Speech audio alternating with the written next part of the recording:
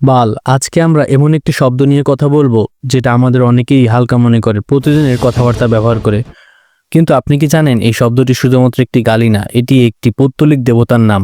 এই শব্দ ব্যবহার করা মুসলিম হিসেবে আমাদের জন্য কতটা ঘৃণিত কাজ, চলুন জেনে নেই বিস্তারিত। বাল শব্দটি এসেছে প্রাচীন সেমেটিক ভাষা থেকে। এর অর্থ প্রভু বা মালিক। এটা ছিল ক্যানোনীয় ও ফিশনীয়দের পূজিত একটি মূর্তি দেবতার নাম। বালকে উর্বরতা ও বৃষ্টি বজ্রপাতের দেবতা হিসেবে মানা হতো। আল্লাহ রাব্বুল আলামিন কুরআনে সূরা আস-সাফাত ইলিয়াস আলাইহিসসালাম এর জাতিকে বলেন, তোমরা কি বালকে আহ্বান করো এবং সৃষ্টিকর্তা শ্রেষ্ঠকে ত্যাগ করো?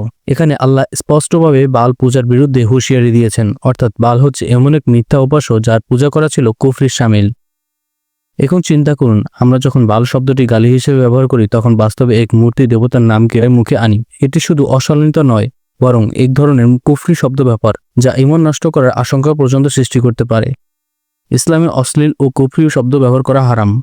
রাসূল সাল্লাল্লাহু আলাইহি ওয়াসাল্লাম বলেছেন, যে ব্যক্তি আল্লাহ ও কিয়ামতের উপর ঈমান রাখে সে যেন ভালো কথা বলে এবং অযথা কথা না বলে চুপ থাকে।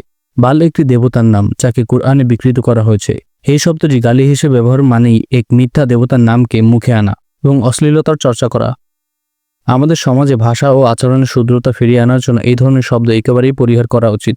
মুসলিম হিসেবে আমাদের উচিত পবিত্র কুরআনের আদর্শ অনুসরণ করে ও শালীনভাবে জীবনযাপন করা। একটি শব্দ যার পিছনে লুকিয়ে আছে শিরক, পৌত্তলিকতা ও অশ্লীলতার ইতিহাস।